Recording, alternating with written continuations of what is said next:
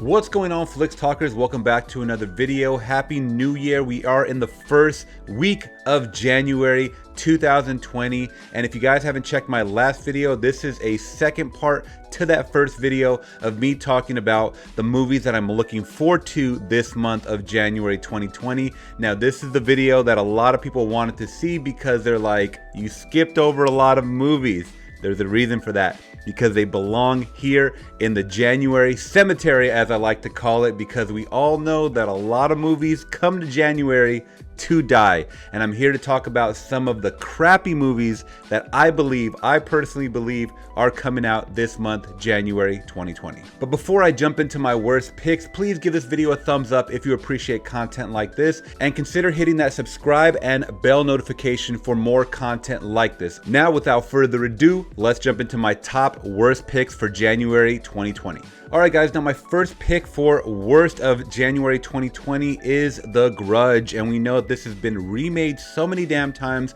I believe it came out in the early 2000s as a first remake release. If you aren't aware, it is based off of an old Japanese horror thriller type of film with this lady that just has this hair that kind of comes down, and she has a very creepy white face, and it's based on a lot of Japanese mythology, and of course America always wants to cash in on that, so they made a jump scare type of film, and now 20 years later they're rebooting it again, just simply calling it The Grudge. Now, like I said, it comes out January 3rd, 2020, and it does have a couple of recognizable faces in here, notably John Cho. If you guys don't know him, he was from the film Searching, and more notably and famously, Harold Lee from Harold and Kumar. Now, this one, as you guys can see on screen, it has Lin Shaye, and she's pretty much in everything. I think she might have been in The Conjuring, or actually, I take that back. I think she might have been in some of those movies, but also in, I'm drawing a blank, Insidious. Yeah, Insidious, the one with that jump scare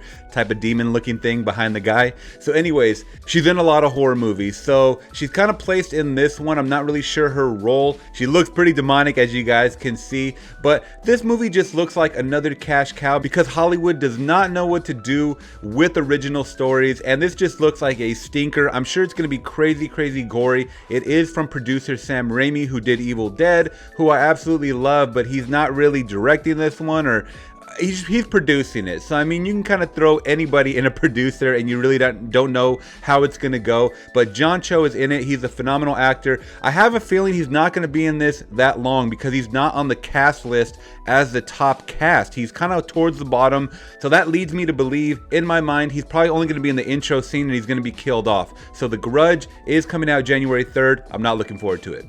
Alright guys, my next pick for crappy movies coming out in January 2020 is Like a Boss. I'm sure a lot of you have seen this trailer and we're like, oh, this looks really, really cringy. Now, there is some funny moments in this film. The one that I'm actually showing to you right now is the NSFW trailer, Not Safe for Work trailer. So it's kind of like a Red Band trailer, a little more raunchy. And I actually really do love these actresses, Tiffany Haddish, Salma Hayek, Rose Byrne. And yeah, this story just looks so dumb, even though it is about things that actually happen, where Tiffany Haddish and Rose Byrne own a company. They want to get it to a larger scale, so they sell it to Salma Hayek's character, and she basically rips them off after offering them $1 million deal for their company. So it's almost like a game of, you know, Shark Tank, where they're offered money but they kind of get screwed in the end, and now they're trying to take their makeup empire or cosmetic or whatever they're trying to sell. I totally forget what it is. It's a very forgettable trailer.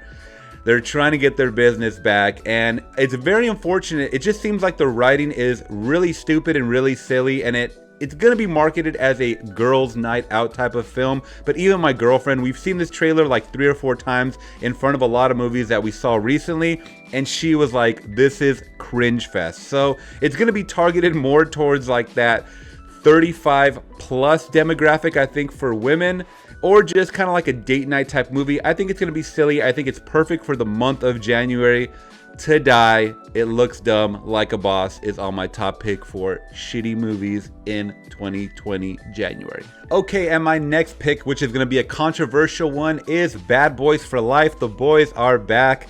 Unfortunately, this trailer just did not grasp me, and I really do like these action buddy cop type of films, and I love Will Smith. I love Martin Lawrence, even though we haven't seen him in like 2 decades. I mean, it's awesome to see these guys back, and this was a highly anticipated one, I think, for everybody. It just seems like the trailer was so crappy. The jokes really fell flat. I don't even know what this story's about. If you guys can even tell me what the plot is really even about, other than them back again for the last ride. We've seen that with Lethal Weapon, Die Hard. Come on, this last ride thing, Fast and the Furious even. They just want to keep this cash cow moving. And Will Smith is a hot commodity right now. Unfortunately, last year, Gemini Man was one of our worst picks for 2019, guys. It was a terrible written film. He did a good performance in it. It just was a terrible written film. And this one doesn't look like any other exception than a terrible film, guys. It looks like you have Vanessa Hutchinson as a side character, and weirdly enough, DJ Khaled is in this movie just for a weird Miami cameo, I'm sure. But this story just looks like another typical, some type of, crime happens or drug deal where they need to stop it. And it looks like these youngins in this thing, yeah, I'm getting old, I'm calling them youngins, are part of the new Bad Boy Squad, guys. And you're going to get a lot of slow motion shots like that you're seeing right there on the screen. But I mean, you're getting 2 old guys running around, notably Martin Lawrence, who doesn't look like he's in shape whatsoever. Will Smith never ages. I swear he drinks vampire blood. But it just looks like another, quick cut fight scene like Taken. And it's not looking too interesting to me, guys, as far as them marketing it. And I think it deserves January 2020 spot to go die in the cemetery. Let me know in the comments below, because I'm sure a lot of you guys are going to be arguing against this one. A lot of you guys were like, why did I pass up on Bad Boys in January? This is the reason why. It looks crappy, though there's amazing actors in it. All right, now my next crappy pick for January 2020 is one that I kind of wanted to step back and say, should I really include this? But the more I watched the trailer, the more I read who was attached to it. It is a cash cow. I am talking about Dolittle, starring Robert Downey Jr., guys, which I think is a pretty cool pick. We get Robert Downey in a British role with a British accent in this film, and it looks like it's going to be a different take on the whole Dolittle that we know from, the Eddie Murphy days. That's the one that I grew up on. I know there's a original Dr. Dolittle. I forget the actor's name, which people are going to kick me in the ass. I'm not that old, guys. I'm not that old, and I haven't watched every film. But, this Dolittle story has been done over many times. This one looks like a more serious take. It's just that when you're acting serious with talking animals, sometimes that's where you get audiences kind of tuning out, and this one doesn't look any different. So alongside Robert Downey Jr. as Dr. John Dolittle, you get Tom Holland as a voice, Emma Thompson as a voice, Rami Malek as a voice. You get so many, even John Cena as Yoshi. I don't know who he plays. I think he might play the gorilla there, but you get a lot of names attached to it. Obviously right there, Antonio Banderas, Selena Gomez, Octavia Spencer also does a voice. So amazing cast, guys. I'm not knocking that at all. It just seems like the world is never ready for films like this. So let me know you guys' thoughts, but Dolittle is not on my top list. And I think this is a movie that they probably try to market right before Christmas time, because family movies like this, I think they really should have pushed for a before Christmas release. But I totally understand no one wants to go up against Star Wars. It's a huge machine. I totally understand why, but this one just doesn't look interesting, guys. And I think it's gonna make some money, but not as much as they were hoping with all these names attached.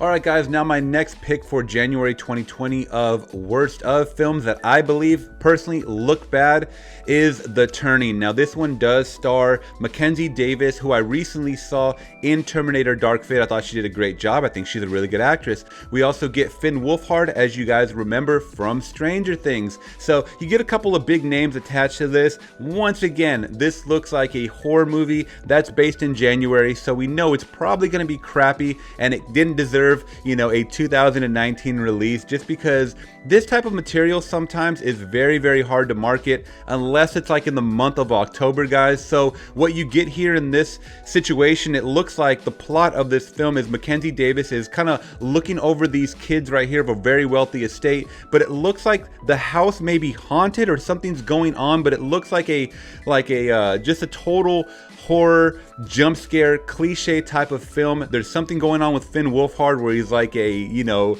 Omen type of kid, and it just looks like a whole bunch of creepiness going on, but it looks like it's going to be a boring one as well, so I'm not really looking forward to this one.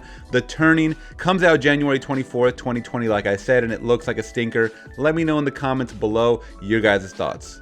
Alright guys, now jumping to the end of the month, January 31st, 2020 is Gretel and Hansel. Why they switched it from Hansel and Gretel, the whole children's story that we all knew and loved to fear.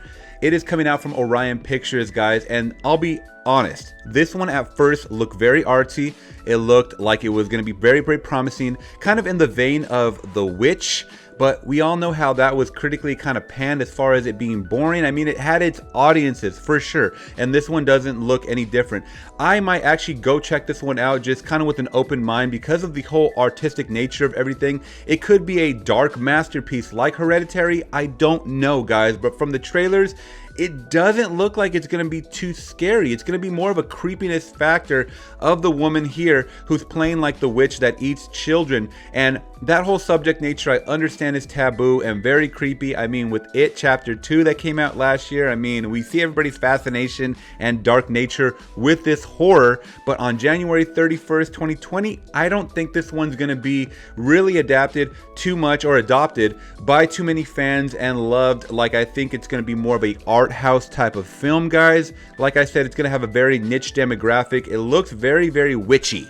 That's all I got to say. It looks very, very witchy. This one stars Sophia Lillis, who was also in It Chapter 2 and It Chapter 1, ironically. So you take it as it is, guys. Let me know in the comments below. Are you guys looking forward to this one? I feel like this one's going to be probably the most controversial as a pick that I'm picking as worst, but some people are going to probably say this is going to be the standout, kind of like how January a couple years ago, Get Out was a standout for January. So I could be completely wrong. This one might be an amazing film. It looks like it's shot cinematographically well. And yeah, let me know in the comments below, guys. I just think January is where movies go to die, and that's just what it's going to be. Alright guys, so those are my picks for the worst, in my opinion, films coming out this month of January 2020. Let me know in the comments below if you guys think I'm completely wrong.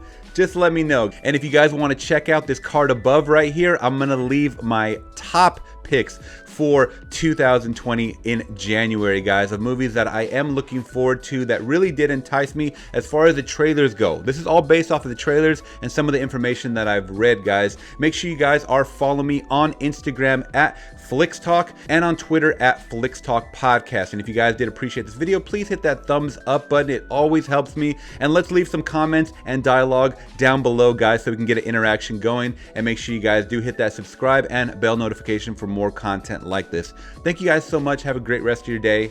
I'm gone. Peace.